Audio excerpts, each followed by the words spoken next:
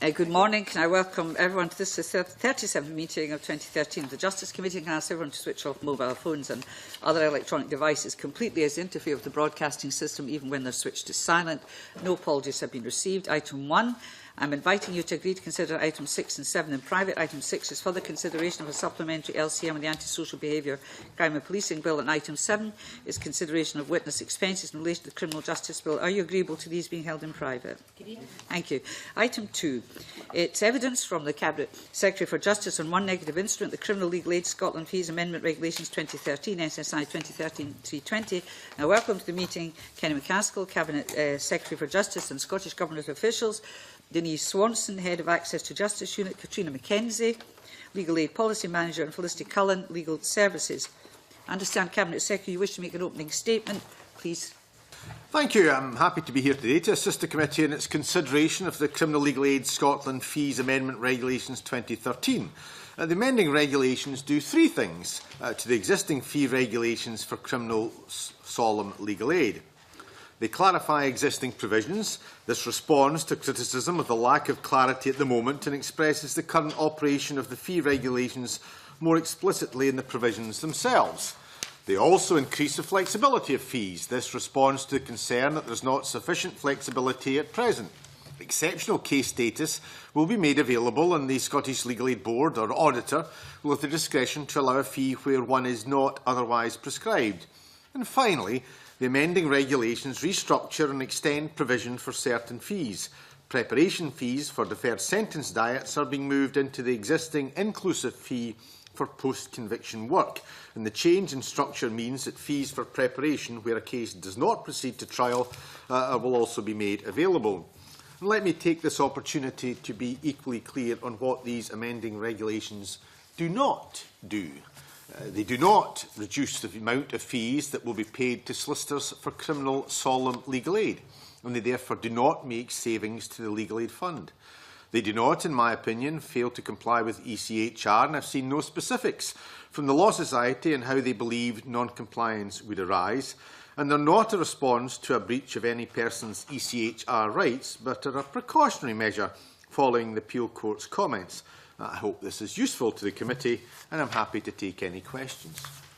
Thank you, Cabinet Secretary. And can I remind you, this is an evidence session. We will then, if necessary, move on to debate. So questions, please. Roddy? Morning, Cabinet Secretary. The thing I'm finding it most difficult to fully understand is the quite different variation between the figures and the cost of these changes between 260 to 380. That's quite a band. Is there any more information on the assessment of the impact of these?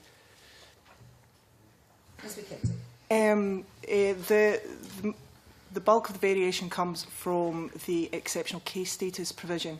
That's because it's quite difficult to be able to predict exactly how many cases will achieve exceptional case status, and then there's some variation as to how much would then be paid out for each case individually, because it's done on the basis of the circumstances of the case. So would I be right in thinking kind of 260 is a kind of minimum figure and 380 perhaps the maximum? Yes. Is that the best way of looking at it? Yeah. Yeah. Thank you. Thank you very much. Cabinet Secretary, you mentioned remarks about ECHR compliance. I just wondered if you've had anything from the Law Society, any specific issues and how they believe non-compliance would arise.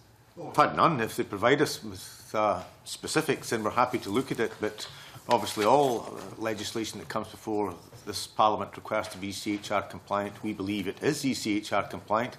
If the Law Society has specific basis to tell us why they think it's not, we'll happily consider and respond. But so far, all we've received is their view that it's not compliant. We say it is, without any specifics as to why they say it's not compliant. Alison. Cabinet Secretary, good morning. You said at the introduction there that this will not reduce the amount of fees paid in total, and that's based on the idea that you seem to have estimated this 260,000 to 380,000. There's not much transparency around about how you've arrived at those figures. It's been pointed out to me that when CADR was first introduced, it was estimated that the cost of CADR might run to £5 million. And in fact, actually, the outcome at the end of the year was £330,000. Had you chosen to tackle the same problem in that way, you might have taken £5 million out of the legal aid budget and said we'll redistribute it in that way. How accurate are your figures of 260? Well, they're as accurate as they can be. This requires to allow us to address situations where it will depend upon the nature of the case, and we require the flexibility to be able to address that. But we've number crunched as much as we can, but I don't know whether Denise or Katrina want to comment further. These are based on figures provided by the board and the Legal Aid Board, and they based that on their knowledge and understanding of the various invoices that are presented to them by solicitors and the kind of volumes of business that are relevant to these types of fees. So, as Mr McCaskill has said, it's based on assumptions and knowledge of the system as it works at the moment. Can you advise me as to what will happen to the funds if they are not drawn down in that way? If in fact there's actually very few cases that are carried out? Well, I mean, we're currently projecting an overspend in legal aid budget that will be used to offset other areas.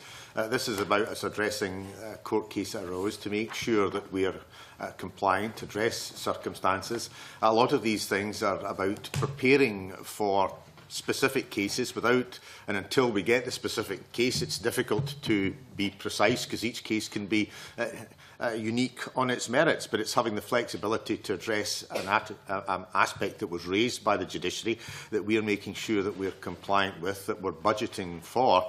And certainly if we have a underspend on the budget, then I think it can be used to cross-subsidise the overspend that we have in other aspects of Scottish legal aid budget.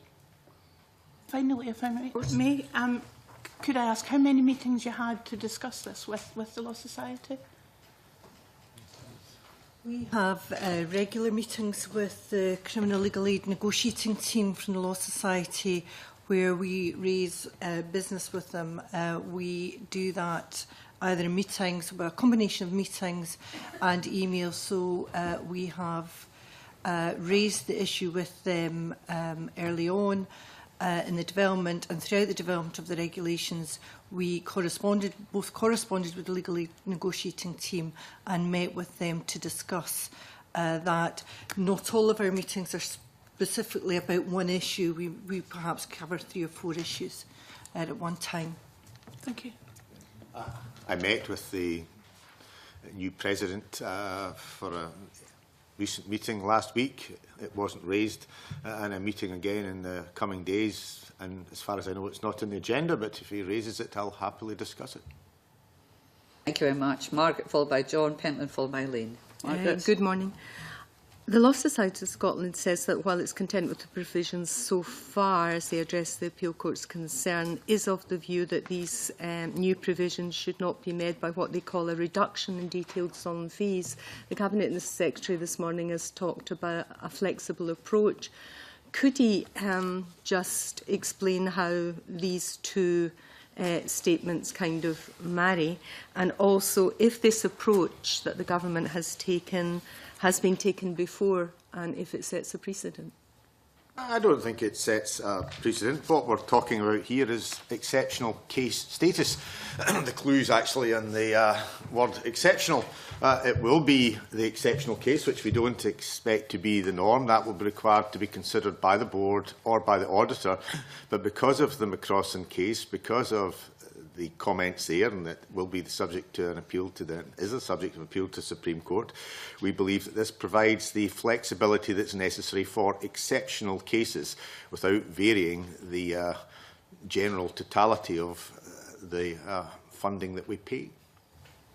So are you giving a guarantee this morning, Cabinet Secretary, that the government won't, faced with additional legal aid extensions in the future, seek to offset this with a reduction in legal fees elsewhere? Well, I can't. I mean, unlike south of the border, where they've wholesale chopped and taken out rafts of matters from legal aid. We've refused to do that north of the border. The Scottish legal aid budget is not capped, therefore we're required to work on estimates and we're required to address circumstances that arise. Sometimes there are circumstances that come from the court, such as the McCrossan case. Other times it's circumstances that might come from ourselves as a policy position. But unless you wish me to cap the legal aid budget, which I'm loath to do, then I think we're required to just have some element of flexibility. And equally, what was made quite clear by Leyden Payton, I think, is that in some exceptional cases, we do require to treat them differently. And I think we've got to trust the judgment of the board and indeed the auditor and give, as I say, I think solicitors who have carried on, advocates who have carried out that work, the opportunity to be recompensed. I don't see any way that it can be dealt with other than imposing a cap, and we're not prepared to do that, and there therefore has to be flexibility. So is this a new approach that hasn't been used before, and is it setting a precedent? No, I think this is the approach that has been with legal aid ever since I have both been in office and indeed been practising as a lawyer. The legal aid budget has not been capped. It has never simply got to the situation that you're 2/3 through the financial year and that's it, there's no legal aid available. Therefore, the Scottish Legal Aid Board has always had to try and budget, required to make changes, sometimes in advance, sometimes in arrears, to address that. But that's always been the case ever since I think the Scottish Legal Aid Board and the Legal Aid Fund was established. And is your view then that there's no reduction in detailed solemn fees? There's no reduction in the legal aid budget, no. In detailed solemn fees? Well, it would depend upon the particular case. In terms of, if you're thinking about it in terms of how individual cases will be affected, there's been a restructuring of how fees are distributed. So in addition to things like exceptional case status, there is an extension in, for example, preparation fees, which makes it quite difficult to be able to give a very specific answer. If there will be potentially some reduction in the amount of fees for some cases that solicitors will receive, but at the same time others will be higher. And in fact, we've made more opportunities for solicitors to be paid higher fees in certain cases. Does that help? So that potential reduction is where the Law Society has some concerns about access to justice and a possible breach of Article 6 of the European Convention of Human Rights. By all means, I don't think we know that. The information that we have from the Law Society is very unspecific. It doesn't say where they think there would be in compliance. In the papers we have, that seems to be what they're saying, more or less, that if there is a reduction, some solicitors may be disinclined to take on some cases when there's a question mark over just how much they're going to be paid for it. They don't feel it's payment for the work being done. And in that situation or scenario, then there would be a concern over access to justice issues. I don't think that would arise. I don't see that arising here. The cut that would occur in some circumstances to offset the other situations in which there is an increase is not of such a magnitude that I think firms are going to face a penury. Equally, the requirement for us in terms of being ECHR compliant is to make sure that we do provide that availability of legal representation. That is always there, ultimately, even with the backstop of the PDSO. So I don't see how there can be any failure to be compliant with ECHR. And whilst there may be circumstances that we've explained in which there will be a slight and modest reduction in some element of the fee, there are other instances where it is increased. And as I say, it is on that basis that there is no reduction in the general amount of the fund. And is that approach a precedent, Cabinet Secretary? I don't know. I would imagine there probably have been precedents, but I'm not aware of matters. I mean, throughout the whole existence of legal aid, as I say, it has never been capped. We have never followed the route of the Conservative coalition government south of the border, whereby huge areas have been taken out of legal aid entirely, areas that we view as sacrosanct, dealing with asylum seekers, dealing with family law cases, all of these things that are no longer eligible for people to apply for legal aid, even many areas of litigation for injury. We've maintained that. That does mean that there's pressure upon the scheme because it's difficult to predict just how many cases may arise. So it would certainly be my experience that over the years, even 20 years of practice, never mind 6.5 years as Justice Secretary, there have been tweaks, modifications and changes in the Scottish Legal Aid Board's disbursement of funds, because that is how it is dealt with. It is dealt with on the basis of updated figures to deal with aspects as they arise. So whether it's a precedent, I couldn't ask you. I'm happy to go away and inquire as to whether there's any precedent or indeed whether it's just part of changes that are made in-house during the year to address the challenges that the Legal Aid Board faces. I think it would be, because I've got a whole pile of at once. Yes, no, that's fine. Because you had a good whack. John Pentland, followed by Elaine. John? Morning, Cabinet Secretary. If this amendment is approved, do you see any cases not progressing to court because solicitors may not take on the initial groundwork for that to happen? No, I don't, because I think the changes are, frankly, de minimis, and I can't see for the life of me why they would refuse to act in that case. And equally, if they are disinclined to act, then the Public Defence Solicitor's Office will be there to act, but I can't see why they would see any basis other than cussedness to withdraw from acting. Yes. Another question. You may not have one friends with that expression, but never mind. Yes. Yes. Cabinet Secretary, you also said that, again, if this amendment does go ahead, that solicitors are being paid the same amount of fees overall, but in different, more transparent ways. Can you maybe explain to the committee where the lack of transparency happened in the past? I can give you an example in relation to fees for research.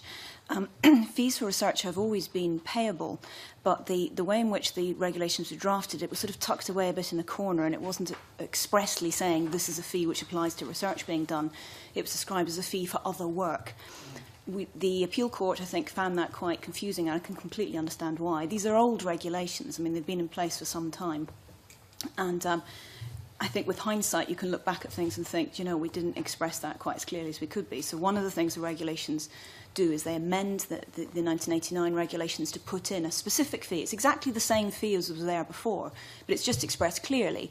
And it now says you may be paid a fee for research if you can show that it's an exceptional case, or that, you know, it's above and beyond the normal sort of preparation that a solicitor would be doing. So that's an example of trying to improve the transparency so that if not a lay reader, then certainly members of the profession can read the regulations and get an understanding of what they may be paid for.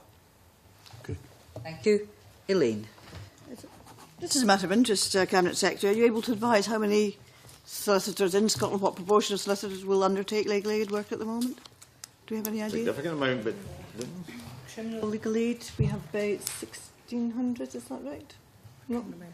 I can provide you with those figures. We have separate registration for civil legal aid and criminal legal aid. So I can provide those figures. Yes. And has there been any indication that people, solicitors, are coming out of legal aid because they're not being... Quite the opposite. Yeah. Quite the opposite. My final question really was, what would be the consequence of this not being passed by Parliament? What would you then have to... Well, the difficulty is that I think quite clearly Lady Payton has given, I think, a clear steer that these changes require to be made. I think if they didn't, then we would face challenge and ultimately would face difficulties. So this is about getting ahead of the game. Lady Payton in the HMA v McCrossan case, I think, made it clear that there are required to be changes. That case is being appealed to the Supreme Court, but I think the board and officials here are correctly trying to get ahead of the situation. I think what we would face is a challenge that the fee being paid is inappropriate. The regulations are inadequate and don't address the exceptional status. The consequence for the government could be what, and under those circumstances? Presumably we'd face continual litigation for increased fees on a case-by-case basis. So some of this is about ensuring that we get greater flexibility. So rather than individual challenges in individual cases, we provide that flexibility for the board or the auditor to be able to address matters. Thank you. That concludes the evidence session. I now move on to item 3 in the agenda, which is a debate on the motion to annul the Criminal Legal Aid Scotland Fees Amendment Regulations 2013, SSI 2013-320 and under standing orders. The debate on this motion can last for up to 90 minutes. Don't feel obliged to do so. I intend to call Alison McInnes to speak to and move the motion. I'll then move to the open debate, when I will call any members who wish to speak. Before inviting the Cabinet Secretary to respond to the debate, I'll then invite Alison to wind up. At the conclusion of the debate, I'll put the question on the motion. If the motion is agreed to, the SSI will be debated further in the Chamber. If the motion is not agreed to, that will conclude parliamentary consideration of the issue. I hope you all followed that detailed explanation. Christian, you look bewildered, but never mind. I'll try to do it in French another day, but I'm sure I won't succeed. I now call Alison McInnes to speak and move motion S4M 08750 that the Justice Committee recommends that the Criminal Legal Aid Scotland Fees Amendment Regulations 2013 SSI 2013 be annulled. Alison. Thank you very much, Convener. I laid this motion to annul the instrument because it appears to unduly penalise solicitors for Scotland's failure to comply with the European Convention on Human Rights. And furthermore, it raises serious questions about how the Scottish Government intends to address problems of non-compliance in the future. I obviously don't dispute the need to comply with the clear steer that Lady Payton has given us. Indeed, I'm sure we're in agreement that the Scottish Government needs to act to address the concerns highlighted by the Appeal Court earlier this year. As you know, the Court identified that the right to a fair trial, guaranteed under Article 6 of the Convention, could be prejudiced by the inequality of arms. Now, we can't allow these differences in preparation to persist. However, the question before us today is how this and other non-compliance issues should be resolved. The committee wrote to the Cabinet Secretary after our meeting on the 3rd of December, and I'm grateful for his response, but I believe he has failed to confront the crux of the argument to reflect upon the principle that underpins this instrument.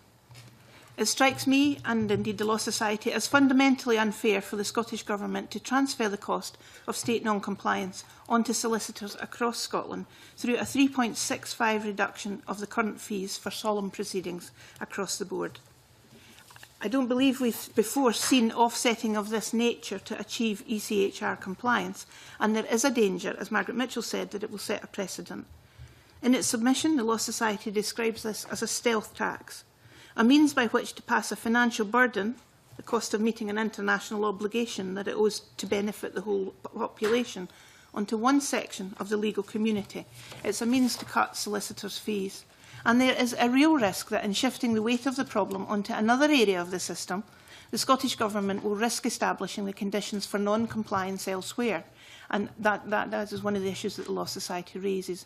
Indeed, if we were to regularly reduce solicitors' fees in order to address breaches of the Convention, this could create, in the Law Society's words, a spiral of non-compliance. The Scottish Government asserts that the instrument as a whole will be cost neutral. Yet it is surely difficult to quantify the impact of these changes. In the absence of any draft guidance on how the provisions will be applied, there is certainty in the cost reduction, but no certainty in the subsequent expenditure. How often will the Legal Aid Board determine that a solicitor is entitled to certain fees? What will happen to this funding if it's not fully allocated each year? Will it roll on to next year? And why has the cut been set at 3.65%? There appears to be a lack of transparency. I believe that the proposed regulations therefore merit further consideration and consultation, and I move the motion to annul this instrument. Thank you very much, Alison. Now, open debate. Any members wish to speak? John Finney. Yeah, thank you, Convener. I'm very interested in people's human rights, and I cannot see a situation where the Scottish Parliament would put in place anything that didn't comply with ECHR.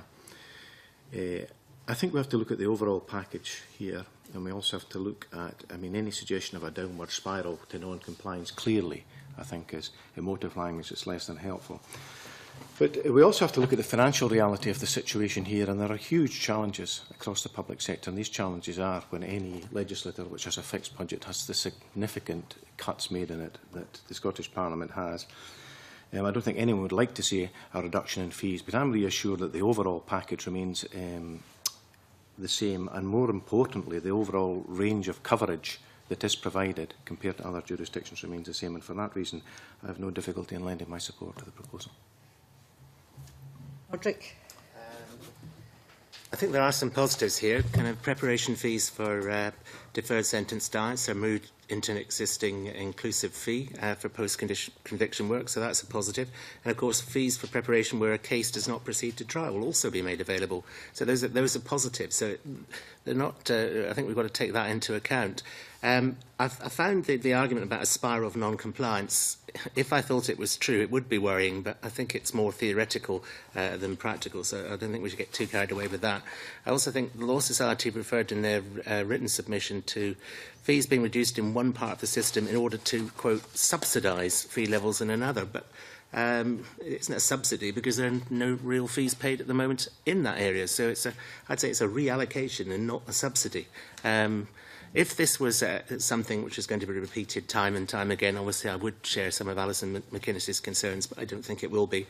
And I think we should oppose the annulment. Christian. Yes, thank you, Colin. I'll look carefully at the Law Society submission, and there's nothing persuading me to go forward. And I listened to the Cabinet Secretary this morning, and I do think that it's not an exercise to try to save money.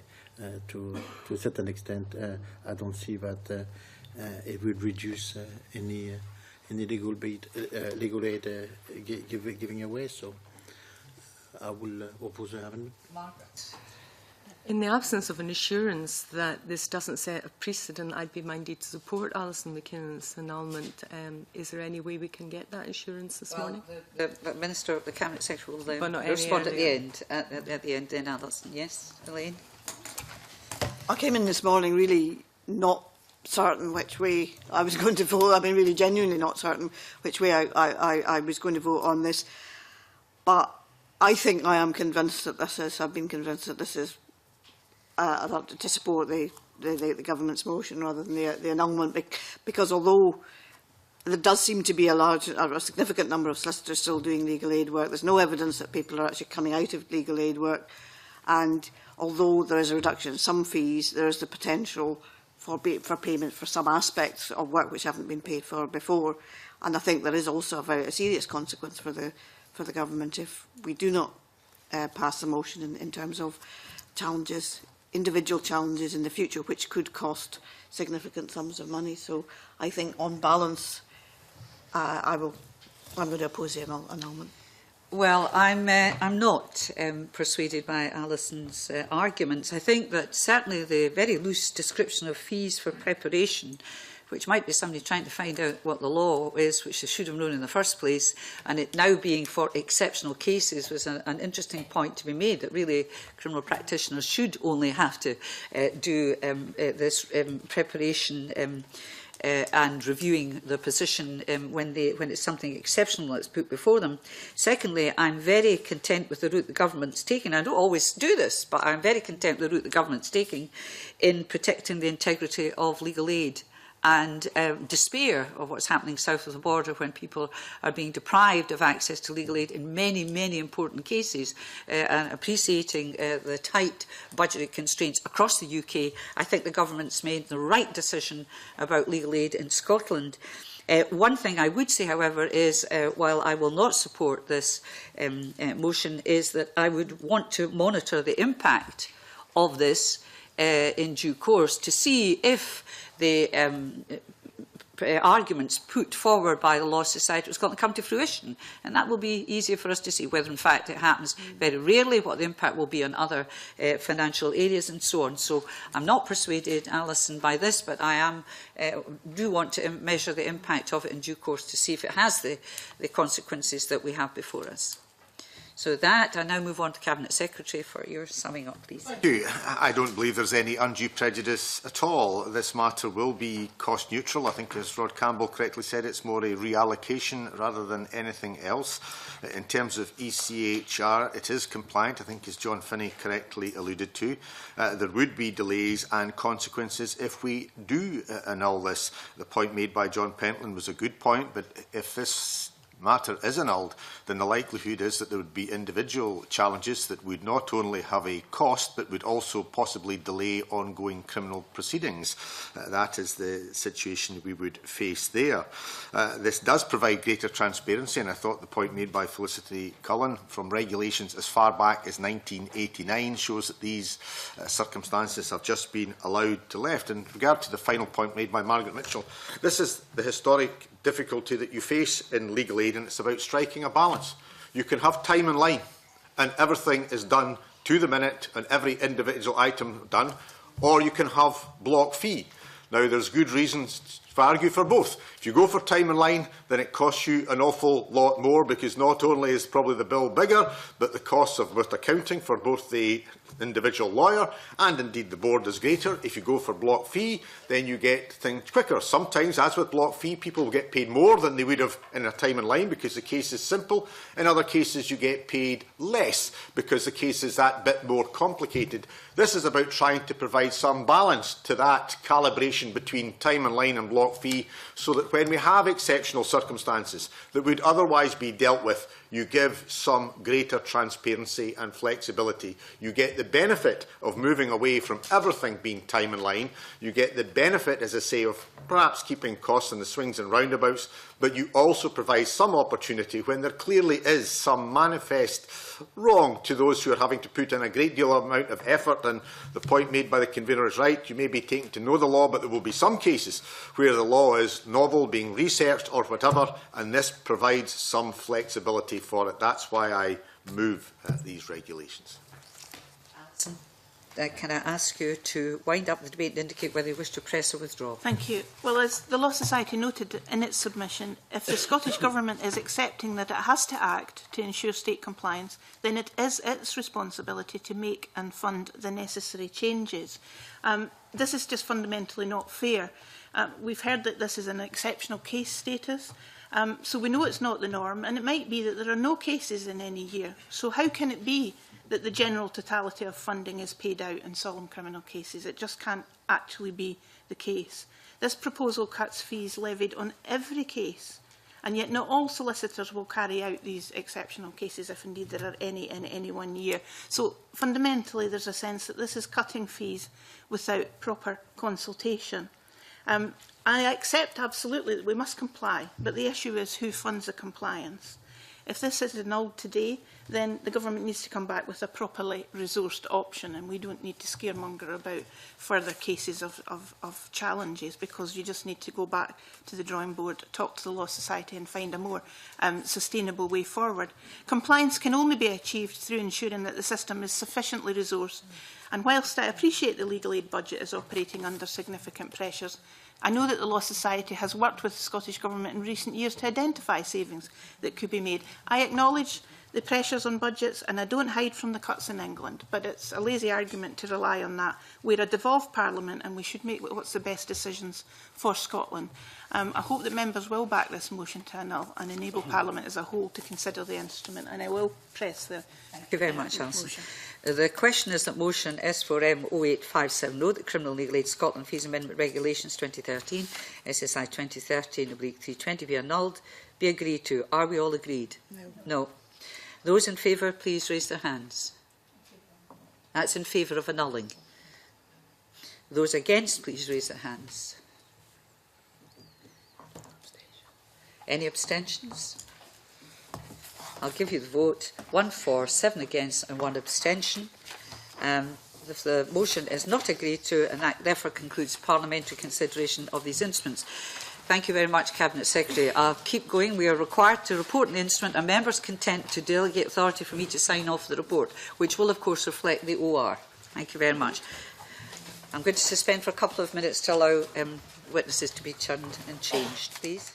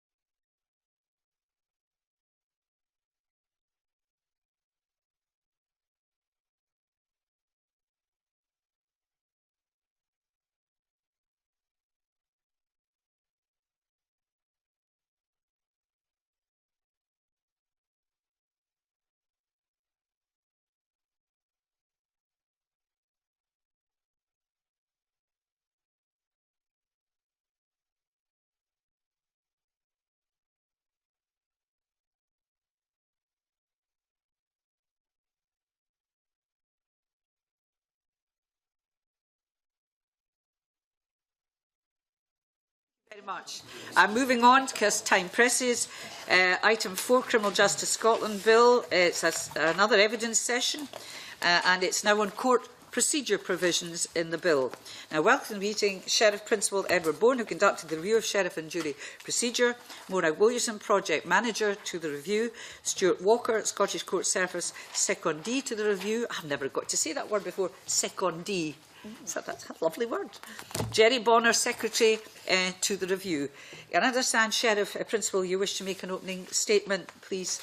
Thank you very much. I'll be very brief. Thank you for inviting me here this morning. Can I begin by saying that I have been retired for 2.5 years, and it is more... Retirement for this. You have indeed. So please forgive a certain rustiness on my part. I have been involved in criminal cases in the High Court in that period, but not been out of touch with what's been going on in the Sheriff Court. But I do have 3 members of the team who assisted me with the review who are well up to speed and more than capable of keeping me right. The Criminal Justice Bill contains only a few provisions which arise from the report, because many of the recommendations related to areas of organisation and practice which do not call for statutory provisions.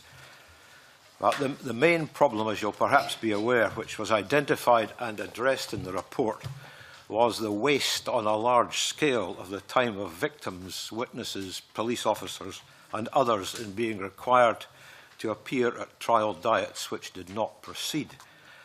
So that will be dealt with in terms of the proposals by the introduction of a system in line with High Court practice, whereby cases will be indicted to a first diet, with trials only assigned if the case is likely to proceed. I also wanted to see first diets being more effective, and I recommended a statutory duty on fiscals and defence to meet face-to-face before service of the indictment.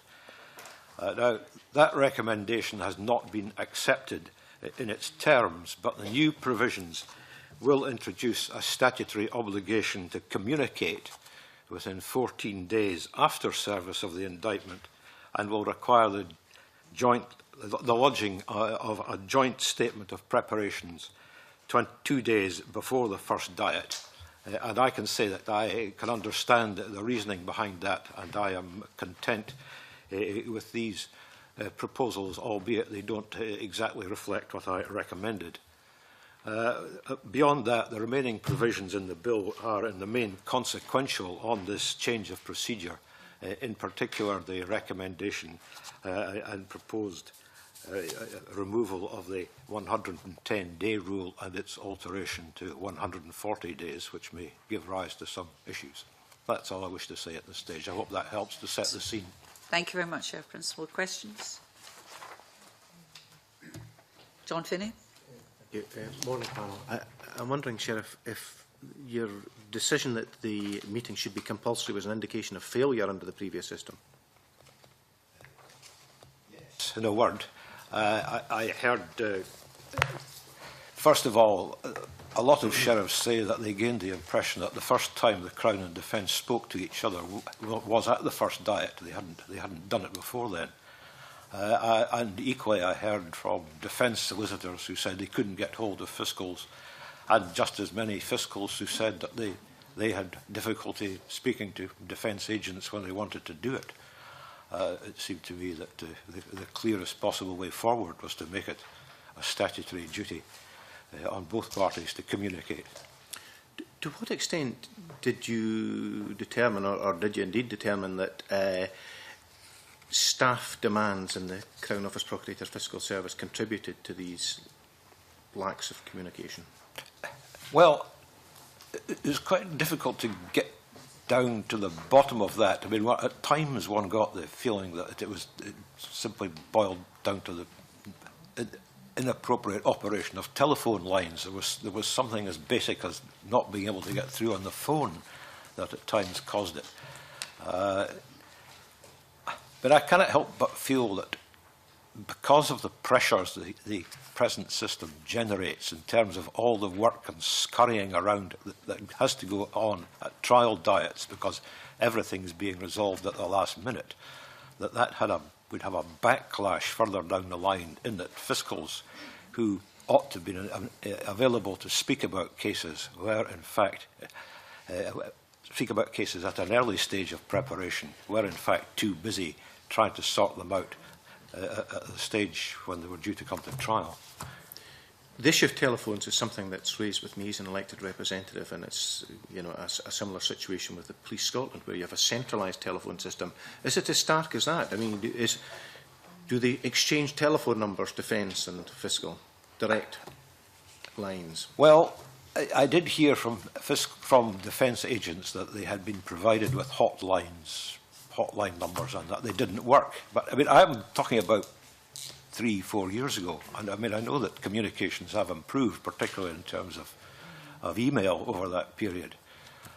So I mean, I wouldn't like to rely too heavily on what I have to say about my fairly limited communication findings at that time. Okay. Could it be said that you're trying to replicate the High Court model? Oh, indeed. There are aspects of the High Court model which are acknowledged to be a considerable improvement on the way things are. In particular, that trial sittings now proceed. Trials go ahead. The ones that are set down proceed in the main. Not 100%, but there's a vast improvement on the situation before Lord Bonamy reported. And that's the same line that I'm taking. It's not without its frailties, though, the High Court system. Oh, it's not perfect, no. And did you suggest any enhancements on that system, then? Well, the statutory duty to communicate goes beyond, I think, the system of the High Court. And indeed, the written statement of preparation. So it is a more formalised structure than is in the High Court. Thank you very much. What kind of information would you expect to see in this written? I know it's to come out by Act, but John, what kind of information would you expect to see in this written statement of preparation that would assist in accelerating cases and prevent delays and adjournments and so on? Well, I suppose it varies from case to case, but yes, the basic starting point is which witnesses parties are going to require, because not every witness on a list appended to indictment ends up giving evidence, far from it. Mm-hmm. There are things like the defence saying that they haven't received sufficient information about the interpretation of mobile telephones and that they need further time to consult an expert or look into that. Vulnerable witness issues, if there are vulnerable witnesses, and special measures need to be taken for the taking of their evidence, I would expect that to be in. General issues relating to forensic evidence, and of course whether there has been any resolution of the case discussed between fiscal and defence. I see that it's to be lodged not less than 2 days before the first doubt, although there is shriveled discretion if there are, I think, in the court may in cause shown allow the written record to be lodged after the time referred to. But what would happen if it wasn't lodged and the sheriff just was very angry about it and thought, I'm not exercising my discretion here? What happens then? I wouldn't underestimate the value of a certain amount of shrivel irritation. Oh, don't believe you me, I've been on the other end of it. So we did agonise long and hard over the question of sanctions, yes, both for the defence and for the fiscal, in not lodging this document. And we came to the conclusion that it was virtually impossible to come up with an appropriate sanction. I think it's very much a matter for sheriffs to take a strong line, making it clear that if this is not done, then not only will the court be inconvenienced, but the public will be inconvenienced, and really appealing to people's consciences on this matter. This is the sharp edge of the court's tongue, you think? Will that puts it very nicely. I think that expression was once used at me, so that's how I remember it. It's ingrained in me, although it wasn't directed, it was directed at the other party. Sandra, Margaret, then John, please.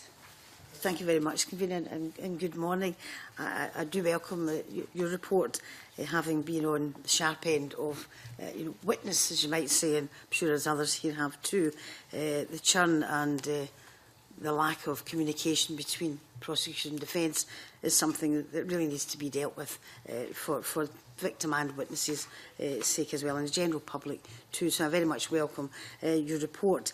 I do understand in the circumstances about compulsory, business meetings. Perhaps the word compulsory was too strong, but I do think we do have to knock a couple of heads together. Maybe that's the wrong phrase, to make sure that people are speaking to each other. And I just wondered, John Finney mentioned it about replicating the High Court system, and there were comments from the Law Society of Scotland which questioned whether a system which may work comparatively well in the High Court can be transferred to sheriff and jury. And I just wondered if you had any comment to make on that, or even any other reforms which you feel might produce a culture of knocking heads together, from the judiciary that stops the churn in the courts, basically. Well, the first point, I think, is this. In my view, there's quite a lot to be said for sheriff and jury procedure and high court procedure being the same. I mean, we have a summary system of justice and we have a solemn system of justice.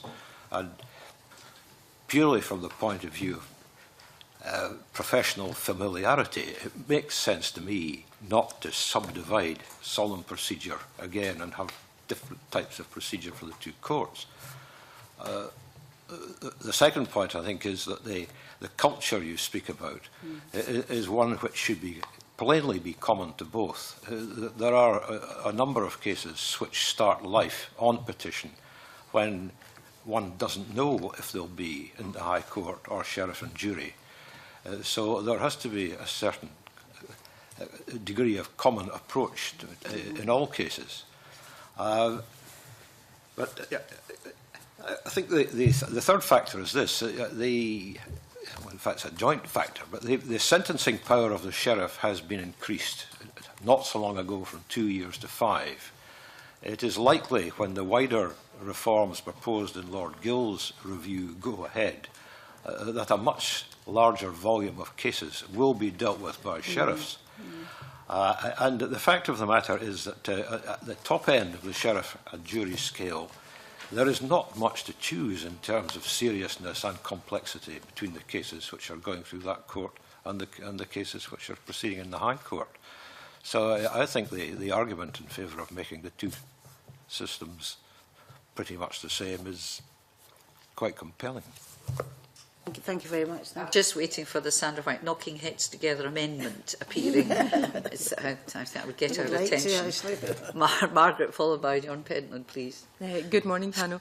Having been on Justice 1 when the Bonamy reforms were first looked at, I was very supportive of this pre-meeting to make sure everything was in place and ready to go to trial.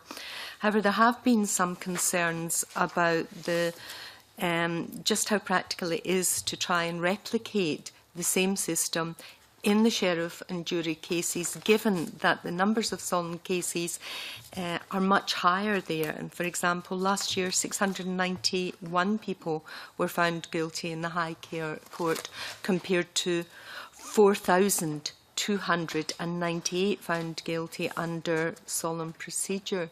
So is that a concern, this huge difference in volume for the compulsory business meeting being something that is practical to undertake? Well, I mean, my answer to that is that when one starts to look at volume, you get a picture of an even greater problem in the sheriff court and time wasted when trials don't go ahead. The numbers, I think, were quite revealing. I mean, I think off the top of my head, we were talking about something like expecting 1,200 cases to go on out of 8,000. The difference was huge. And the downtime, the time when the sheriff court programme is set aside for sheriff and jury trials which don't actually take place is quite considerable. I think I have a figure for that somewhere. Have you got that? I'll find it. Anyway, My point is that, in my view, if more of that wasted time is devoted to preparing cases, that's to say, the maximum effort goes in at the earlier stage, then the overall saving, not only in court time but in witness inconvenience time, will more than justify the fact that there will, I think, be more time spent at the first diet and preparation stage. I think that's inevitable, but I think that is the improvement in the system. Yeah. Yes, that was 1,750 days programmed in Glasgow in 2009, and only 780 days were used. So that's that is an awful lot of court time which has to be filled at the last minute or moved with something which could be much better utilised at a different stage of the programme. So, as well, other panellists can give evidence if you wish, rather than. Thank you very much. Yes. If they've got the data and it's assistant, it's just an evidence session. So anyone can. A much more realistic, rather than just tabling it automatically, there would be a realistic prospect of everything being in place rather than discovering at the last minute, oh, well, we really don't have a case to answer. So that's the answer to the huge volume that probably you won't see that number coming forward. I'm quite happy to accept the view that the volume means that there will be a lot of time spent on first diets and that will have to be managed. But my answer to it is that it will save a lot of time further down the line. Is there any resource implication here, and is there also any additional pressure with the closure of sheriff courts? There must be a resource pressure on COPFS to change the way they approach matters, but I certainly, in preparing this report, got a great deal of support from COPFS, and their response to the report was positive, and I understand that they are still very much behind the proposals. So whatever the resource implication for them is, they are prepared to address it in the interests of efficiency. Sorry, what was the second part? The sheriff court closures, that would have an impact. I don't think there is any significant implication in that. The courts which are scheduled for closure in the main are ones with a very low volume of sheriff and jury business, whatever else they might have been doing. And I think in terms of the proposals in the Gill review, the movement to more centralised sheriff and jury business is inevitable, and indeed the Crown Office, as I understand it, have reorganised their system to make it more centralised. So I don't think the changes in the sheriff and jury system raise any issues in terms of the closure programme. Okay, thank you. Can I ask you, because we've just been dealing with criminal legal aid, I noted that you were in, the panellists were in, would there be any savings to criminal legal aid if we stop having so many delays? And I mean, in just broadly speaking, do you anticipate? May not be within the remit, but... Well, I wouldn't like to put money on that. Where I think there will be substantial savings is in the amount of money that is paid out to witnesses who turn up needlessly, and the amount of police time, overtime, that sort of area. The legal aid, I wouldn't like to predict. But there may very well be savings to other areas of the criminal justice system because of it. I would be very disappointed if there were not. Yes, apart from more accelerated justice. Yes. Mr. Bonner, you're nodding there. I'm nodding. I'm just looking at paragraph 716 of the report, where we calculated the numbers of witnesses who might be saved attendance depending on several models. So if an average of 3 witnesses were cited per case, we calculated that 7,224 witnesses might be saved from citation. if saved from citation is an appropriate way of describing it. If it was 5, that would be 12, just over 12,000, and then almost 17,000 if the average number of witnesses per case were 7. And these obviously were based on I feel an arithmetical problem coming on where we go multiply all these witnesses by some figure and come out with a thing, but we're not doing that just now. Right? But do you have that figure actually? Do you have an idea? Well, paragraph 716 of the report sets out potential numbers of witnesses. But not in cash? Not in cash, no, No, sorry. but Numbers that's of the people. bit I'm thinking about. We can do Sorry, that later. That We'll would save that for later. We further can modelling would no yes, doubt show but there's obviously a real cost saving in this, Yes. in terms of that, and in court time, presumably, and in sheriff's time. Is there? Well, I would like to think they'd be doing something else. So Heaven forfend, I thought you were away knitting or something instead. I mean, you know. I mean, I think there's I'm sure their time would be filled, but they would be more productive because they wouldn't be sitting in their chambers waiting to find out whether a case was going to start or not. Yes. And I hasten to say, I haven't seen knitting pins in sheriff's chambers. That was just a metaphor for time passed casually. Mark John, please.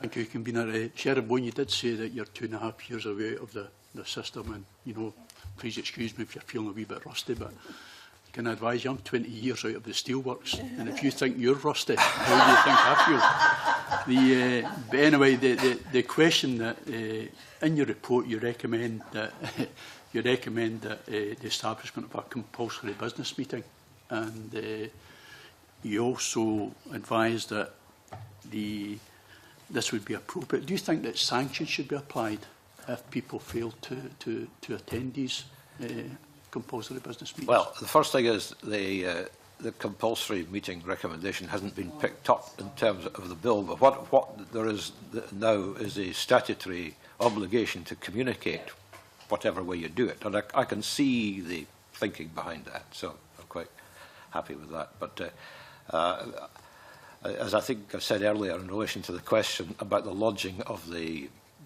joint statement of the state of preparation, we also wondered about the sanctions for not communicating, and again came to the conclusion that it was a matter for sheriffs to take a firm line and point out that it is a professional statutory duty and that it's letting everybody down not to do it.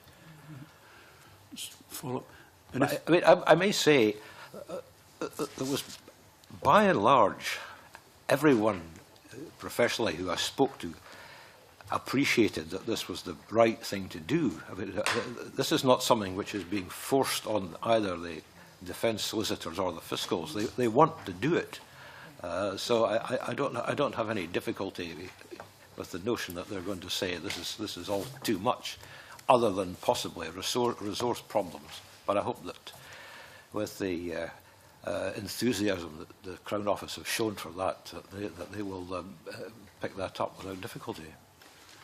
Just one other question. Well, if it is picked up, and do you then believe that the evidence that's used from this business meeting could be taken to court? Well, it won't.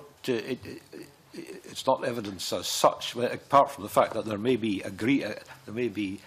areas of agreement which are reached at the business meeting, which will then be put before the court formally. Usually, you have a joint minute of agreement which sets out, and that in itself avoids the need for witnesses to come forward. So, part of the benefit of the process will be that there is an early identification of those areas which can be agreed without the need to call witnesses to deal with them. Okay. Thank you. Roderick, last one, I think. Morning, Chair Principal and panel. Do you foresee any difficulties in changing the culture of defence solicitors, fiscals, or indeed the Shrevell bench in relation to this matter? Well, fiscals, there should not be, because they're very much in favour of it. The defence agents who were involved in the review, and in particular those from the Glasgow Bar Association, were all in favour of early engagement. So I don't think there will be a difficulty with them. So far as sheriffs are concerned, they also see the need to resolve cases early. There is going to have to be a change of programming, because at the moment I know that in some courts sheriffs are hearing anything like 40 first diets a day. Now, you couldn't possibly do that with the system I'm proposing. I indicated that each first diet needed at least 15 minutes. So not to make the day unbearable, you'd have to bring the number down to 20 or indeed less. Probably 18 is realistic. Provided sheriffs get the time to do it, I think that, having regard to their own acknowledgement of the benefits of the system, that they will quite happily do their best to make this system work. See a kind of difficulties in ensuring that the written record of the state preparation is lodged timelessly, or is that going to be down to sheriffs to try and ensure that that happens in practice? If there are difficulties, then I think that pressure can be brought. Whether it's brought in open court, I would like to think that would be the last resort. I did, in the course of the review, visit a number of sheriff courts. The one which was working best, and I'm quite happy to flatter the sheriffs there by mentioning the one it was Kilmarnock, where there was a very good working relationship between the sheriffs, the fiscals and the local bar, and they all, in my view, pooled together well, and that is a sort of local cooperation which I see as being necessary to make the system work properly, but I think that the proposals in the bill will help them to do it. And how will we measure success at the end of the day, and when should kind of the system be evaluated?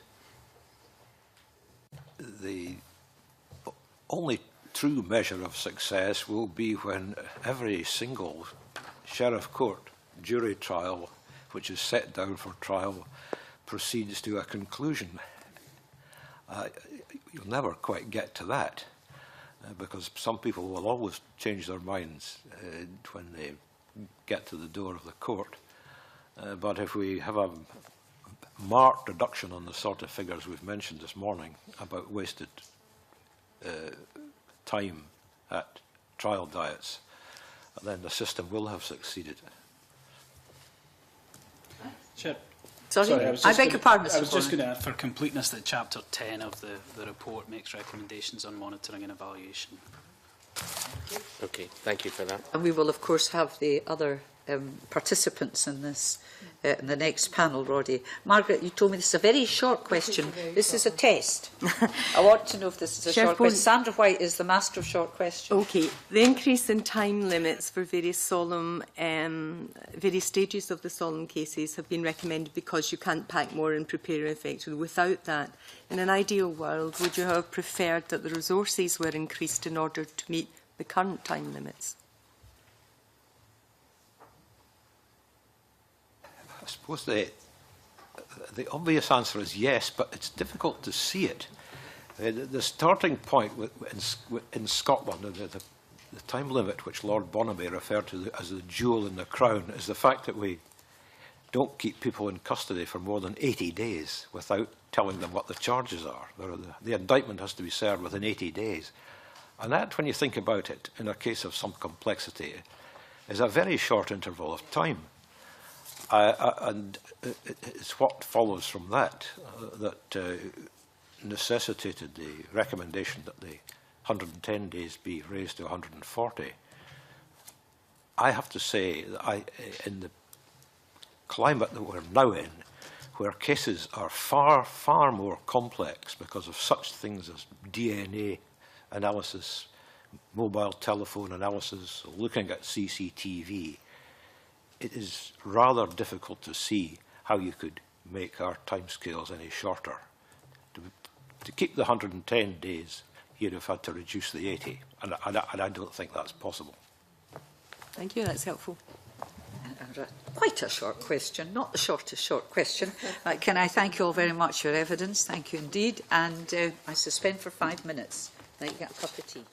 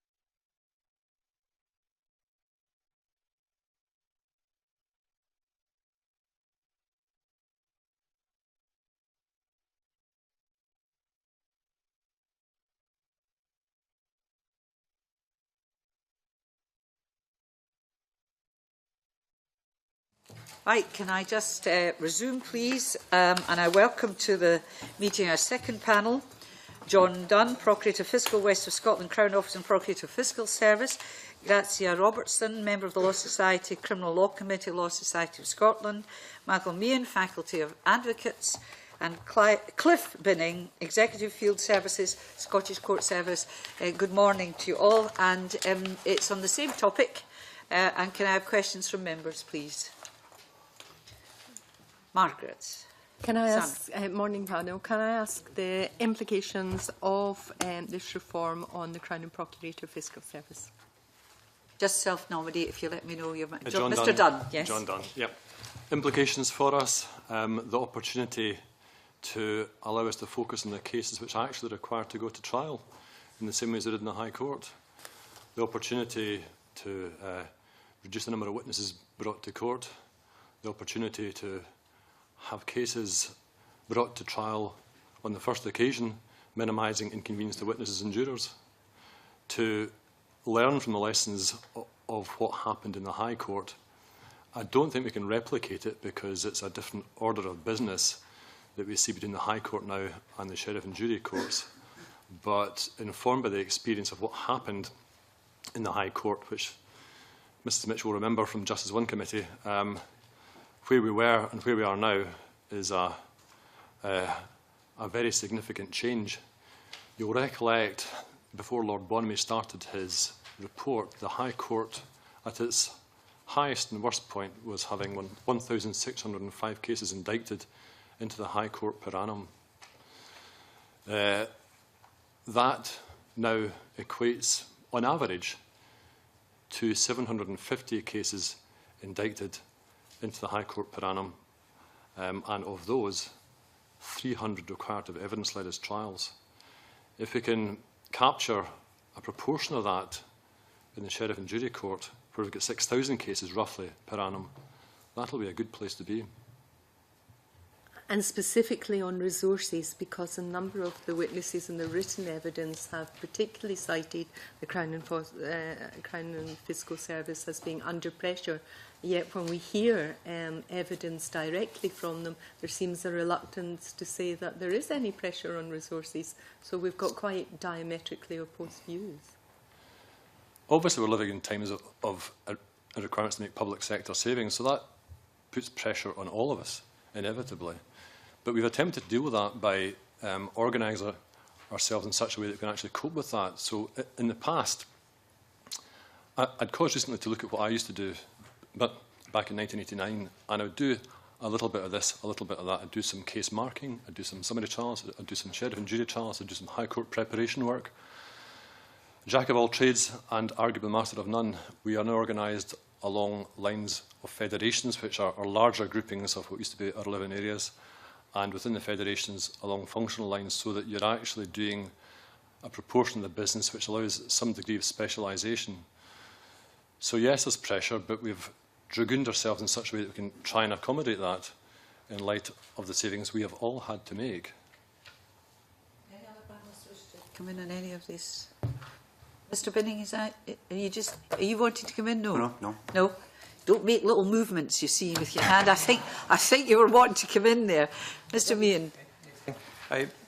Part of my background is I was a full-time advocate deputy for 3 years, and that would involve me in preparing High Court cases for primary hearings.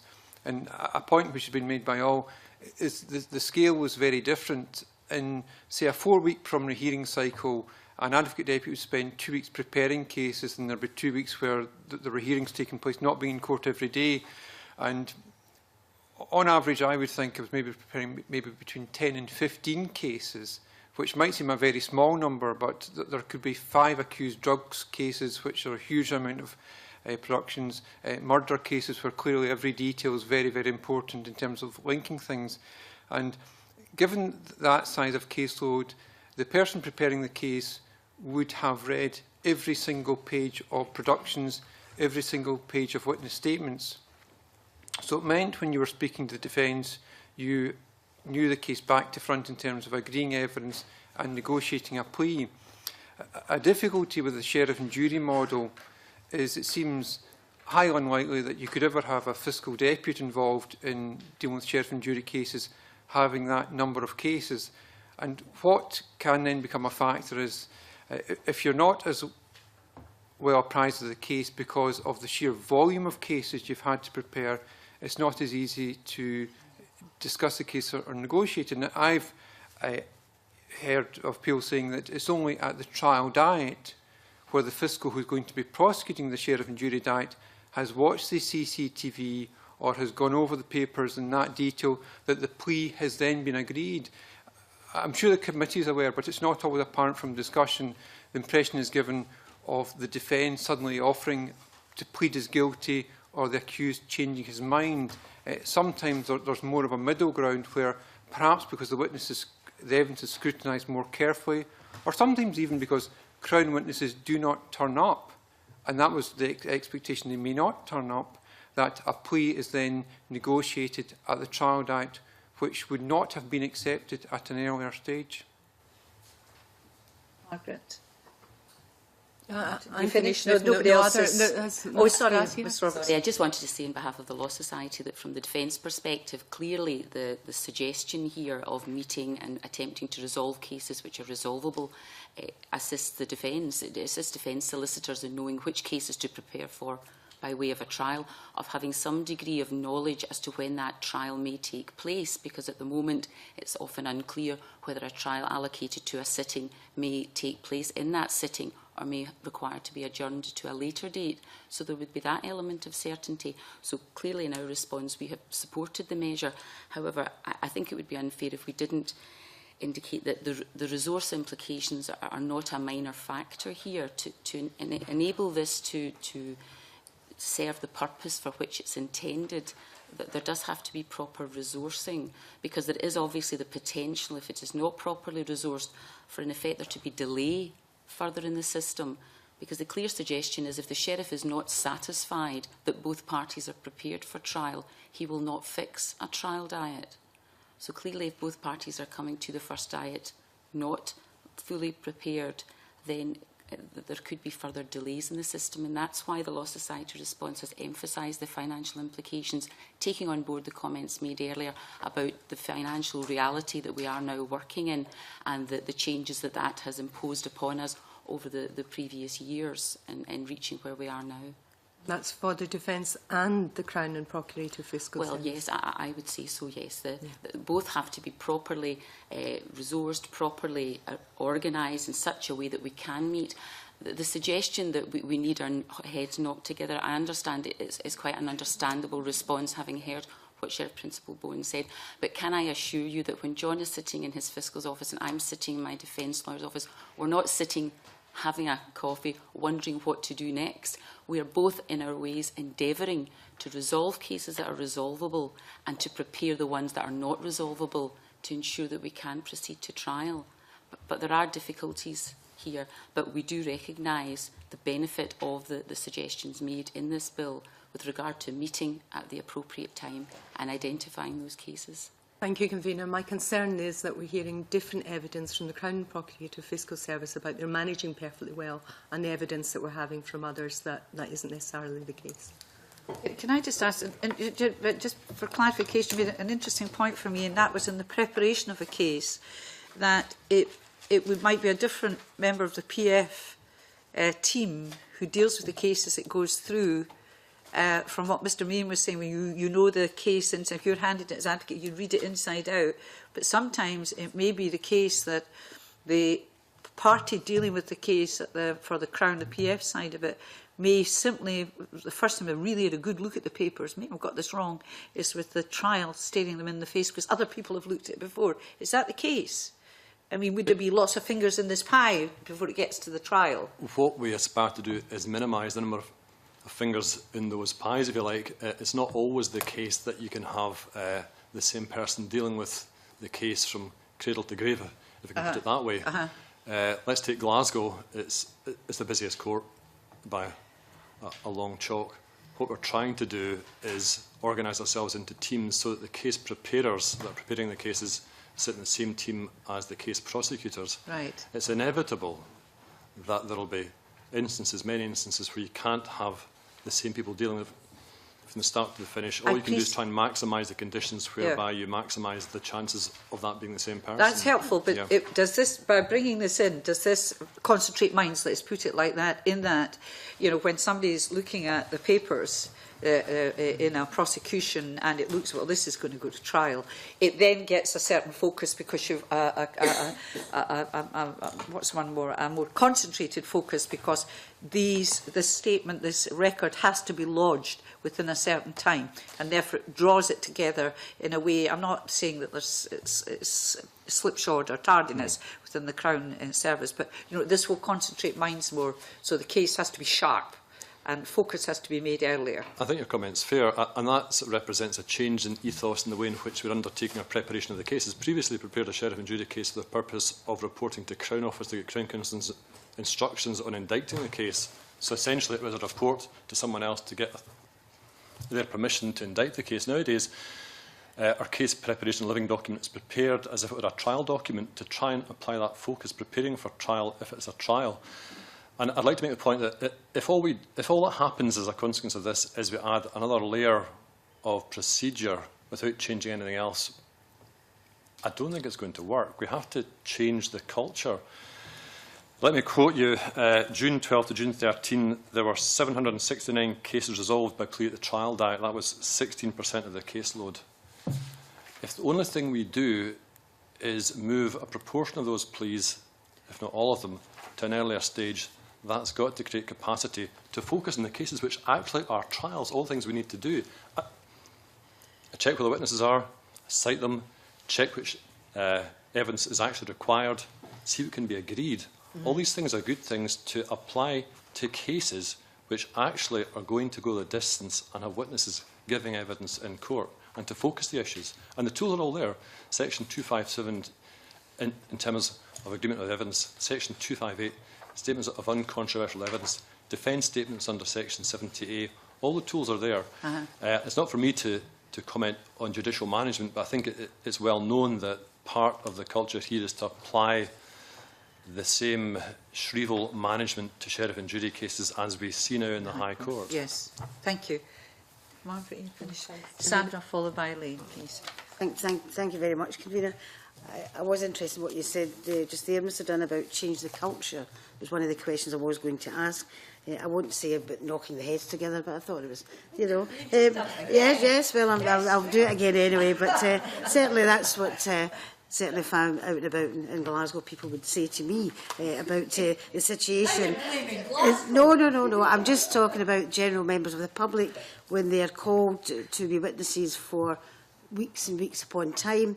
That certainly is a resource matter as far as I and others are concerned, and I'll come back to the resources in a minute.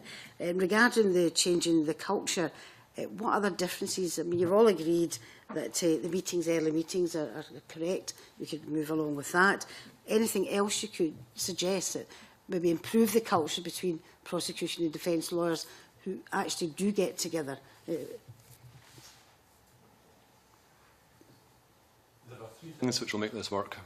Disclosure, which I hope we're now on top of, because we now have the secured disclosure website, which means we are better at disclosing the case in early course, so the defence are informed as to what the case is about from the Crown perspective, what the strength of that case is. The opportunity of sentence discount under deploying Section 196, because a 5-year sentence is a long sentence on any view, and if the chances are you might get a third off that, that is an opportunity worth seizing if you're minded to plead guilty. And early engagement, and we've spoken about, we've heard about fiscals not getting defence agents not getting fiscals. And I can sit here with Grazia and we can throw pelters at each other about how we can't get in touch with each other, and that won't help matters at all. What we're required to do is move forward constructively, as I think we're trying to do, by having hotlines and advertising that widely so that people know who they can contact. One of the things we're going to have to do, and we do it already with the faculty in relation to the High Court, is the compilation and submission of the written record, which will contain information that is sensitive about vulnerable witnesses. That needs to be done securely. It has to be. With that in mind, how we do it with the faculty is the faculty, I think, are almost universally signed up to criminal justice secure email, which we are trying to roll out across defence practitioners at the sheriff and jury level. And again, I can sit here and say to you, but the take-up rate is low. But we need to look at the reasons for that. Are there practical difficulties at the back of that which explain why the take-up rate is low? And the answer to that is yes. That is the case. What we did with a secure disclosure is put quite a lot of effort into assisting defence firms in operating it, and that has borne fruit. And we'll have to do the same, I suggest, with criminal justice secure email. One of the practical issues which we hadn't appreciated at first was if you sign up to criminal justice secure email and you start using it and then you stop using it for a month, your account is suspended. These are all things we have to appreciate and engage about and try and sort. And again, simple experience of the telephone, just to make sure that people know who they can contact in order to talk about the case. One of the things which we now do in the immediate aftermath of the first appearance by the accused is the case preparer will write out to the nominated solicitor who's engaged in the case, identifying that they're the case preparer, this is my direct line, and this is my solemn manager, and begin to canvass what might be the outlines of what might be an acceptable plea.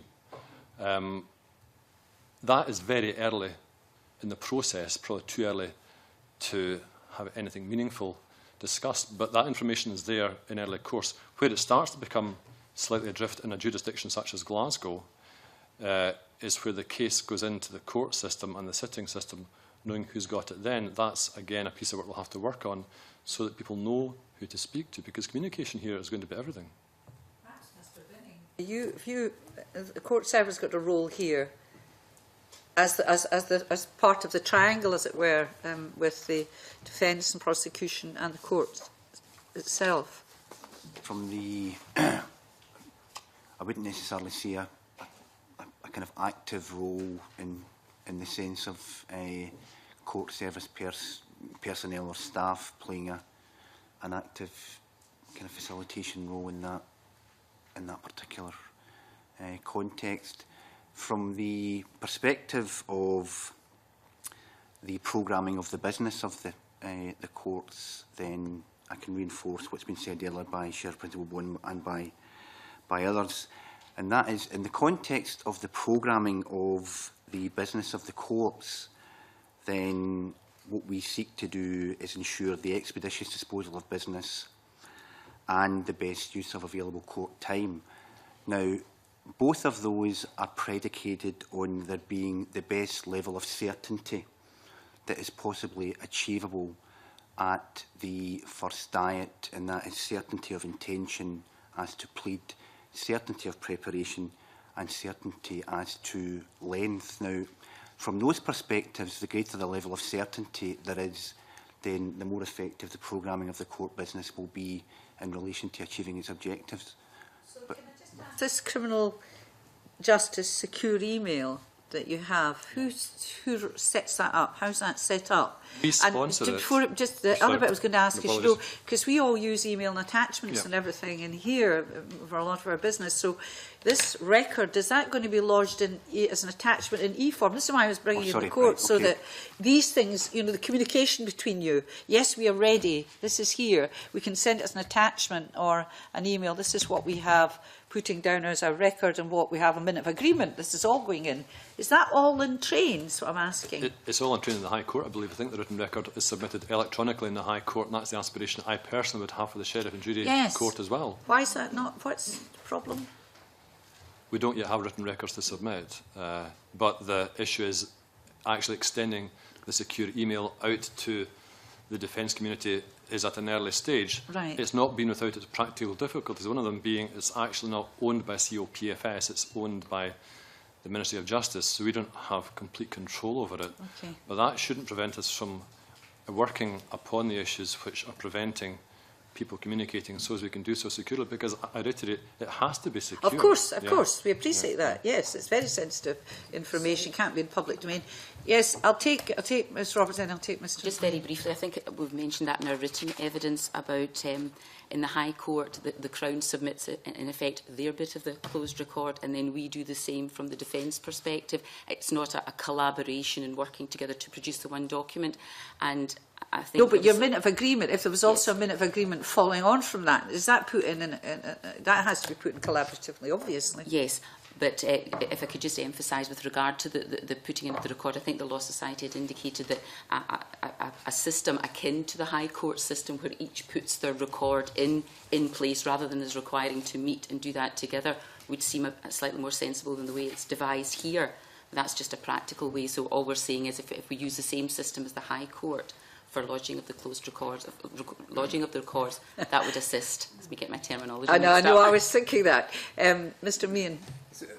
Very much the same point that Grazia has made. The practice in the High Court is that each party will put in their own written record. I think the Crown, it's called Schedule 1, for the defence it's Schedule 2. So the Crown will set out Schedule 1, their position with regard to a variety of matters, vulnerable witness applications, agreement of evidence, what technology is required by way of video recorders, whether interpreters are required, and then each accused, because it's worth bearing in mind there will be cases where there are multiple accused, each accused will then put in their own schedule, and that will be circulated electronically.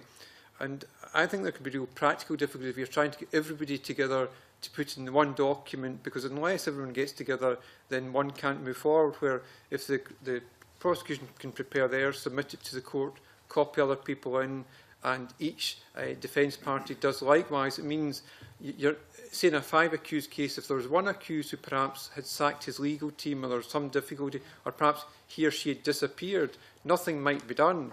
But of course, if everybody else can be doing their bit, then you're not delayed by one person. And for my part, find it very difficult to see how the system could work as well as it does in the High Court if it's not being done electronically. One example, for example, is the Crown written record. They'll copy in via, so the Victim Information Service know what information is happening, so they can update the complainers as to what's going on, and that's done very easily because somebody simply copied in on an email. This would obviously link into the Victims and Witnesses Bill, which we've just passed. Mr. Binning, you want to come in? Just to say that I can't think of any technological barrier to having a system in the sheriff courts in the same forum of electronic communication of documents as applies in the High Court. Certainly technologically I can't see a difficulty with that.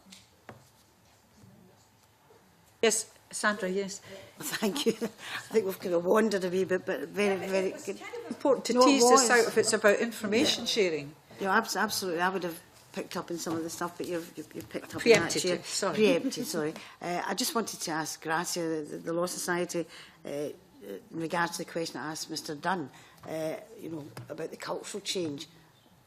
Would you see anything in that as well? As a defence practitioner who practices in Glasgow, I'm not entirely at one with the idea of a culture change. You'll have heard Sheriff Principal Bowen saying that in his investigating and preparation of the report, there seemed to be consensus that it was in everyone's best interests to resolve resolvable cases and properly prepare for those that are going to trial.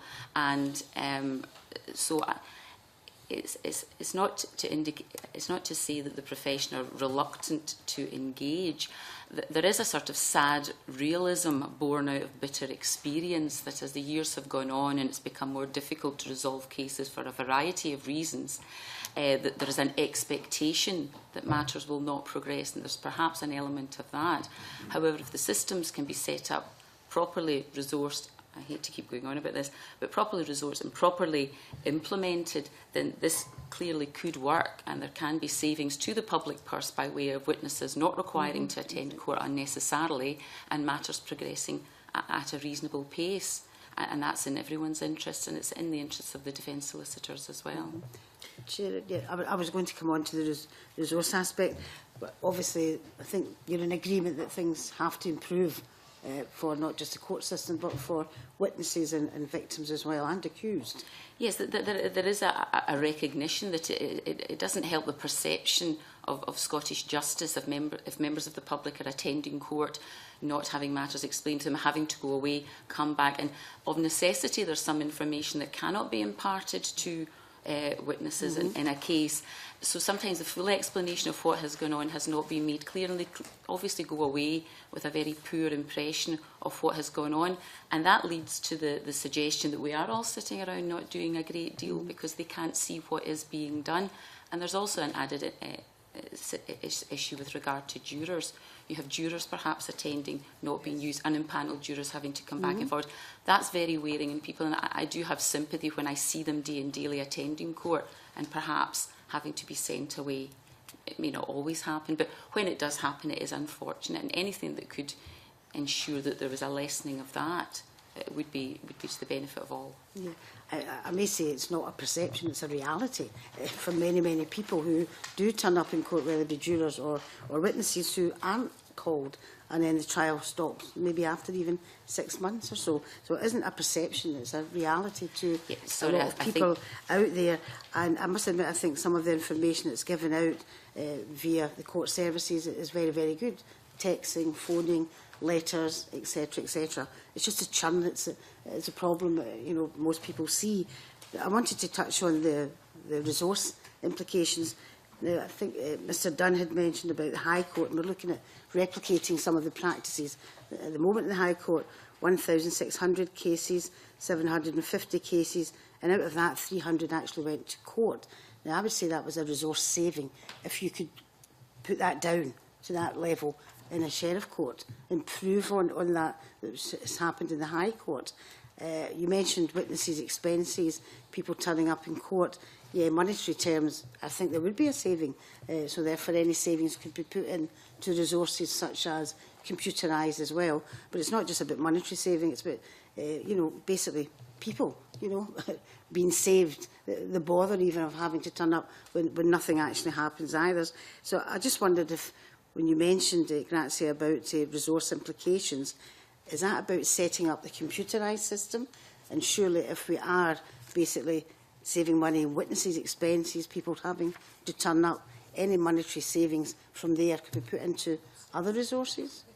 There has to be a system in place so that there is that ease of communication between the parties, not just in Glasgow but elsewhere. Yeah. And as long as that system is in place, I don't know whether I would imagine the email system, the computer system, is of significance here. There are obviously staffing issues. There has to be someone at the other end of that email to respond to that and communicate. And clearly the defence solicitors have that obligation as well to engage in the communication, and we're cognisant of that. And clearly, if there was any suggestion of people not doing their part, then that's when the sheriff comes in at the first diet to ascertain what has been done by the parties, where are the problems, and what is the issue, and then each of us has to stand up in court and explain what has happened to date and why matters haven't progressed as well as they should do. Can I just for clarification, because Mr Dunn, you said the criminal justice secure email systems in the ownership of the Ministry of Justice. Is that UK or was that a slip? Or no, it's UK. It's UK. Yeah, it is a UK. Yeah. Thank you. But I can't give you the exact detail. We are trying to put ourselves in a position where we've got better control over the administration of that, so as we can resolve some of the kind of practical issues which defence agents are facing in use of it. I don't want to dwell on that, but I think perhaps we'll thank you for clarifying that, because I think we'll find out, the committee might want to find out more about that system in place and even the historic reasons why it's UK when justice is in the main part of international devolved. Yes. I was going to pick up on that one as well, but I think we have to get a wee bit more clarity on the resource implications. In some questioning, it seems that there is financial resource implications. I haven't heard any answers back in regards to where it's going to come from. If you're talking about a member opening up emails, etc., but you know, I see it as if you are stopping the churn and you're less cases, there's less of a workload. Then, and less witnesses turning up, surely the money that you would save there would offset for financial implications further down the line. And regarding the UK Ministry of Justice, do we, or does the Procurator Fiscal's Office pay into that account? I'm not sure. I think that's why I said I think we must find out more but through our own resources, Yeah, about what's happened, about the system, the Ministry of Justice running it, and how one might have ownership, as it were, under the demise of the Cabinet Secretary in his department and expand it out. I think it's an interesting little route we've taken. Mr Dunn wants to come in on this financial implications. Resourcing point, yeah, perhaps. Yeah. I've mentioned the potential exists to reduce our witness expenses and start to reduce the inconvenience to witnesses as a consequence of being repeat cited, whereby they only come to court when it's been through the gateway, if you like, as fit for trial. I think we costed it in our financial memorandum around £128,000. But I reinforce what I said earlier. If all we do is add the compulsory meeting to this and nothing else changes, then I don't think that's a recipe for success. We need to invest savings in doing the additional things we have to be doing in relation to engaging early with the defence, having the compulsory business meeting, compiling the written record and getting ourselves into a state of readiness whereby if the court identifies that it's a case which requires to be adjudicated by means of a trial, then that happens first time out as far as possible. Okay, Elaine, Roderick, John Finney. It's just two principal differences between the bill and Sheriff Bowen's report. One is the timing of the compulsory business meeting as being after the service of indictment, and the other is not requiring face-to-face meetings. Now, Sheriff Bowen seemed to be fairly relaxed about the fact that the bill was different, seemed to understand the differences. The reasons why it was different, is that, do you share his relaxation about the differences between the report and the bill? I was part of the reference group. I must confess I was always of the view the best time to have the meeting would be after the case was indicted. My reason for saying that is up until the point in time we get Crown Counsel's instructions, we don't have the authority to indict it as a solemn case. It may in fact be reduced to a summary case if Crown Counsel form a view that it doesn't require a jury sentence. It may indeed even go to the High Court if it's even more serious than we thought. And we don't know that until we get the authority to indict. So that's the point at which we know what we're dealing with.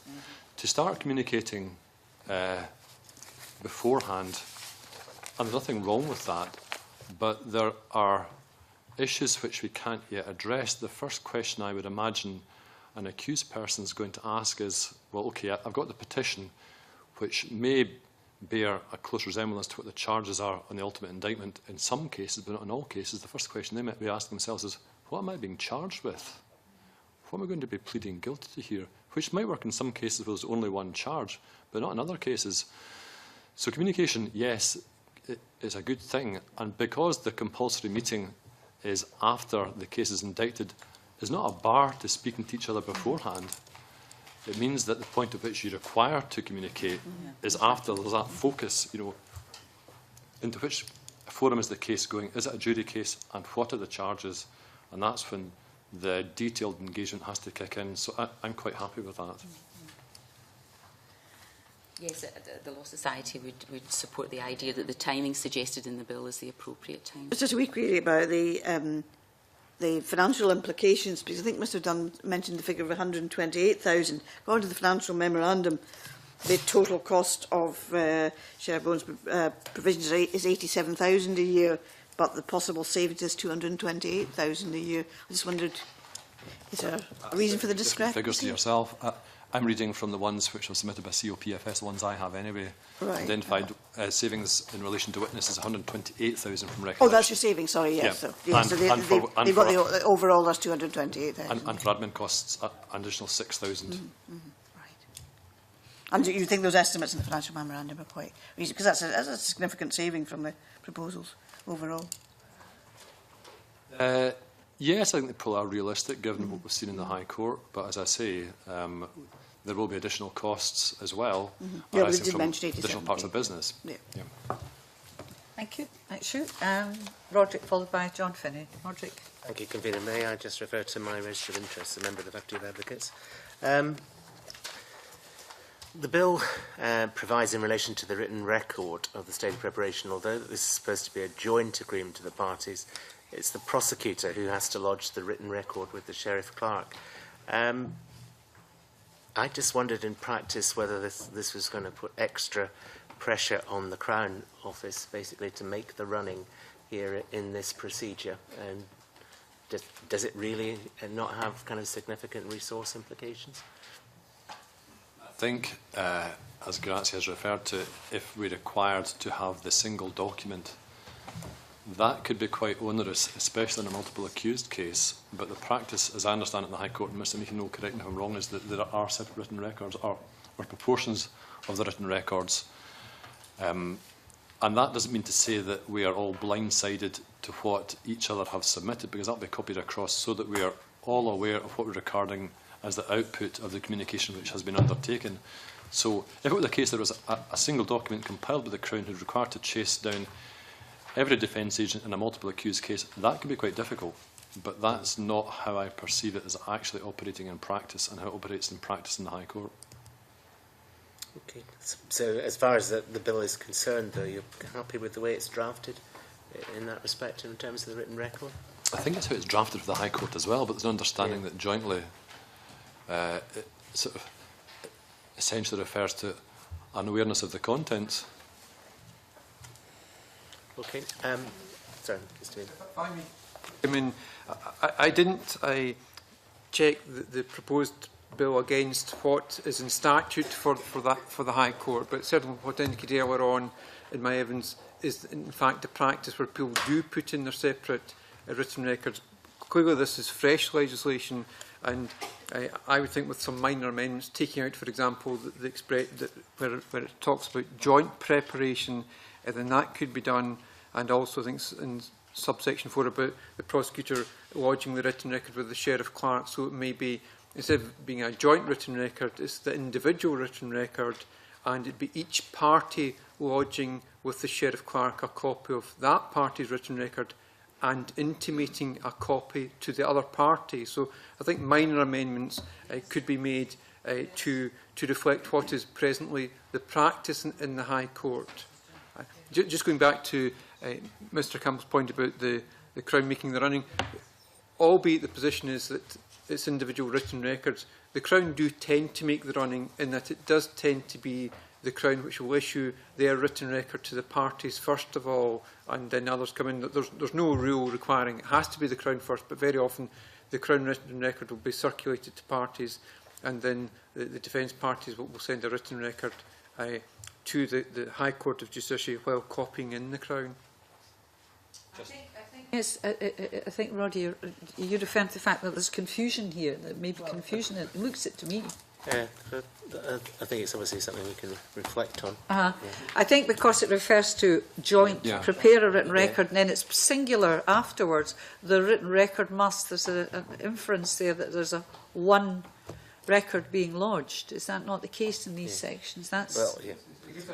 It does. I think subsection 2, where it talks about after the meeting, yes, then jointly prepare a written record. Jointly prepare, whereas I think if the words jointly were taken out, and it would say prepare a written record of their respective state of preparation, then that would work well. And then plural thereafter, the written records must.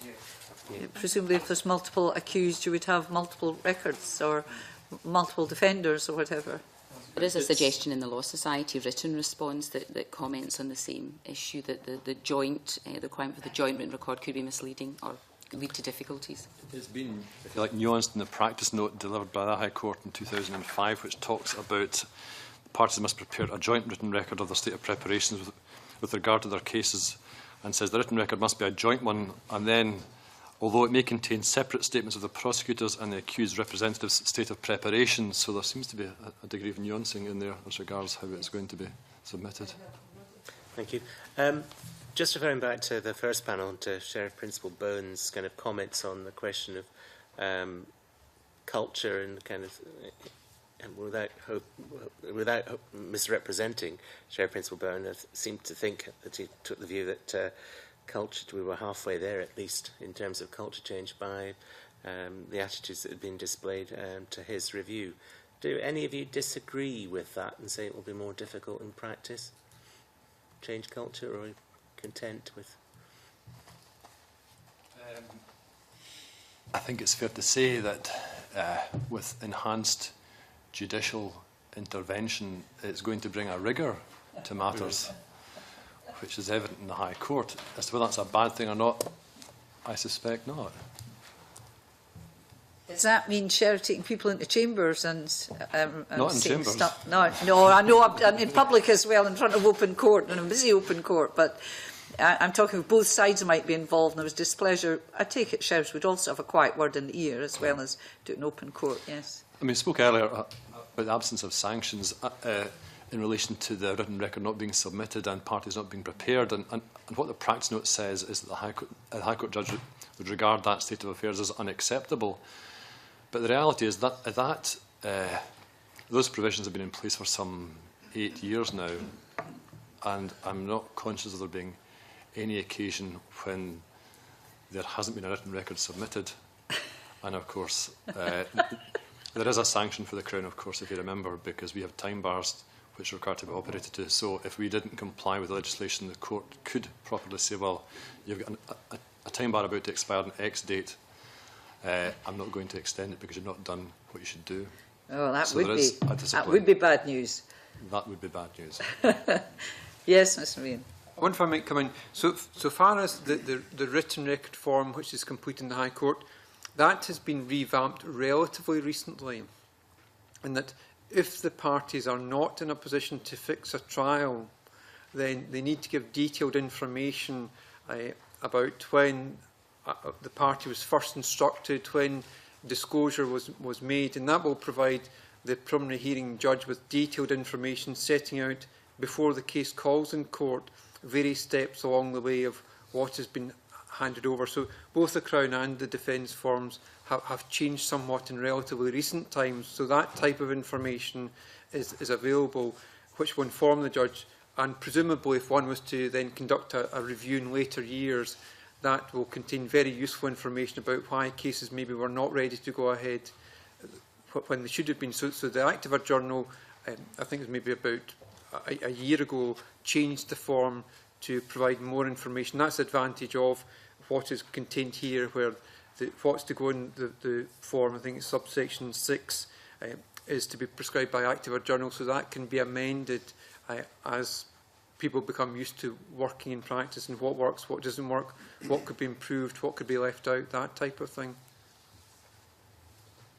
I think, if I could just add for the Law Society perspective, the written record could be an opportunity as well to highlight any problems that emerge with regard to the preparation of cases, or from the defence perspective, if we're requiring to put this in the document and the document is there for the court to see.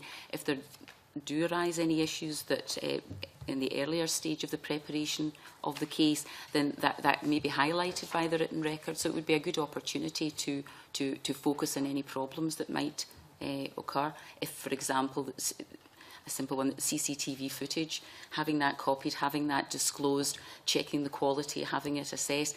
If there turned out to be a difficulty of a technological element at some stage, that may be highlighted in the written record, and it's something that perhaps then could be looked at and addressed. So it could be an opportunity for focusing on any issues and resolving them.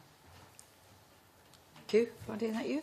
And John Finney, please. Thank you. The point's been covered. No, thank you. Thank you. Well, I'm not looking at Andy because I'm going to say I don't see any other questions, and I'm blinkered in case somebody just decides a last gasp. Can I thank the witnesses for their evidence? Very helpful, and clarified some other points that hadn't been raised before. Thank you indeed. Thank you. I'm going to move straight on to item 5. Public petitions, please, if you turn to your papers.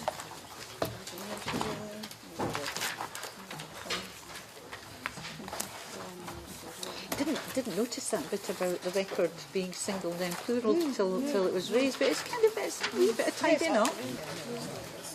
Yes, it was useful. Is that all right?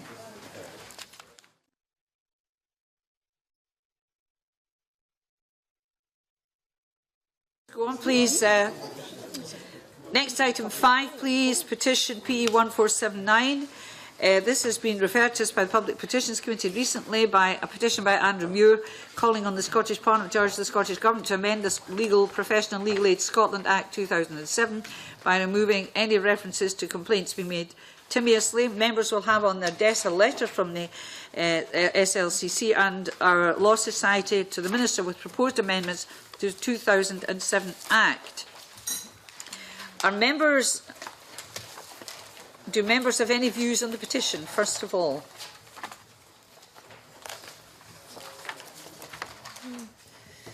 Have you been beaten into submission now in some form or other?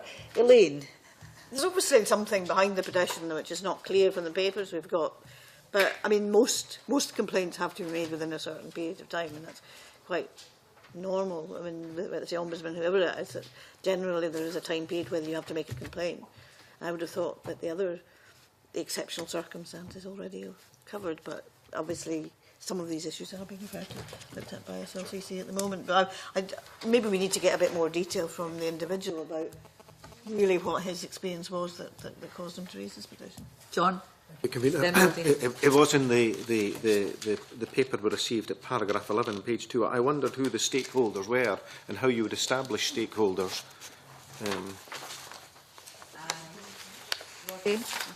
Well, some difficulties because I've only seen this morning, convener. But up to then, I was quite happy for the petition to remain open, and so that we could get the further information that we wanted and consider it further. But I'd still kind of stick to that view because I'm sure we've had enough time to absorb all of this. Yeah. I think we have options here. For instance, we could write to the SLCC to ask the Legal Professional Legal Aid Scotland ask about more details on the recent consultation on the time bar. We could also write the petitioner to ask if there's any evidence that others have had similar difficulties with the SLCC's time bar. Are you content to do that and continue the petition open? Yeah. Thank you very much. We now move into private session.